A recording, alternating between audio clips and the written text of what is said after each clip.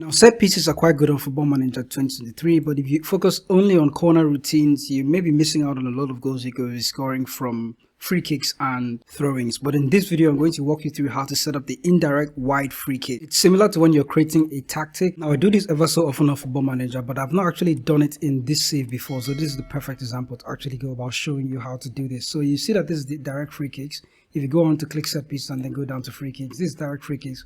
I'm going to switch to indirect wide. Now, there are three phases you have to go through when doing this, or that I like to go through when doing this. And it's first of all, you're going to look at your squad and look at the players that you have, but not just down to the players that you have in your team, but down to the starting 11. Isolate your set piece setup to the players that are actually playing the match. So if you're looking at your squad as a whole like this, and then you see everybody and then rank all the best players according to, okay, let me change this and then select the attributes by set piece routine. So I'm going to look for physical attributes, for example, and then I'm looking for the players that have the best jumping reach. You can see that the player with the best jumping reach in this team is my one of my central defenders, and then you're going to see this Selo Utlauna something. His jumping reach is about 15, but I'm not certain that this under 21 player is going to be on the field all the time. So I need to actually build a set piece routine that is tailored to the players that are currently on the field. So I've done a quick pick to choose the best 11 players that are going to start the game. So that's automatic. And now we have Nkosi and Kopan as the central defenders that are going to be on the field. Now going into the free kick routine, we can see first of all the free kick out wide and try to choose which players are going to be the ones that are taking those free kicks. First, you're going to look at the set piece taker and try to define, okay, it's set to attacking corners now. You can go down here and then select how you want to filter your players by player attribute. So go on to select attacking free kicks. Now you can see the players that have the best free kick ability to actually deliver the ball into the box. So when you filter them by free kick abilities, I have here in Luke Vesta, but he's injured, so he's not going to be on the field. The next two players here is Nzolo and Mokothu, and they are not also going to be on the field. So we're now left with a player in Lesedi Fortune. He has a free kick ability of 11, but he has good passing as well, so he's ideally going to be my set piece taker for indirect wide free kicks. So down to the free kick routine, switch again to indirect wide, and then you can see that Leslie Fortune is going to be the one taking that free kick. So he is settled. The next thing I want to do is to arrange my players in the right positions to actually receive the ball. So since we're an indirect free kick wide free kick here, we can go to the second player in Kopan, go on to select the player like this, and then you can see the attributes necessary to actually win the header when they actually go on to,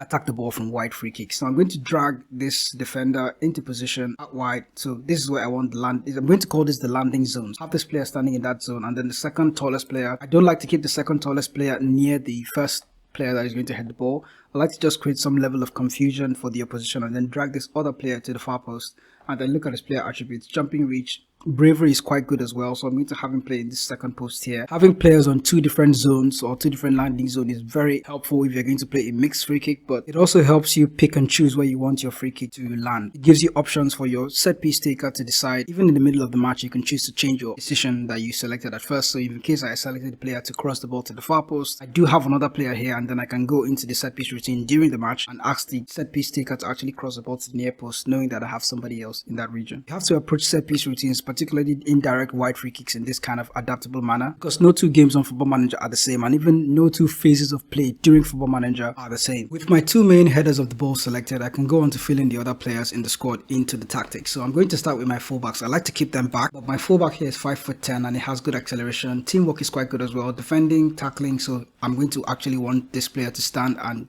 stay back and try to stop a counter attack should it happen. So you need to check by player attributes who you want to actually stay back and close down the gap. So looking at my other fullback in Senzelu Musa Sibia, oh my goodness, he has good acceleration, good tackling, teamwork is, well, could need some work, but anyway, he's going to be a kind of player that standing in this position, he can close the gap and stop a counter attack because he has the pace and the defensive ability to actually do that. So I'm going to have my two fullbacks stand in this zone and prepare to stop a counter attack. The next is the creative players that can actually mop up the ball should the opposition's defense actually deal with the header. So I'm going to bring my number 10, my creative player in the attacking midfielder here, and just keep him to look outside the area here. You can see based on his player attributes, the moment you drop a player in that zone, player attributes are going to light up, and he has good finishing, long shots, well, not so much, but good technique. So I noticed that on Football Manager, attributes kind of work hand in hand, and the reason why you'd see a player that has poor long shots actually hit balls from long distance is because they have the technique and the finishing ability to do it. So don't just look at the long shot ability alone.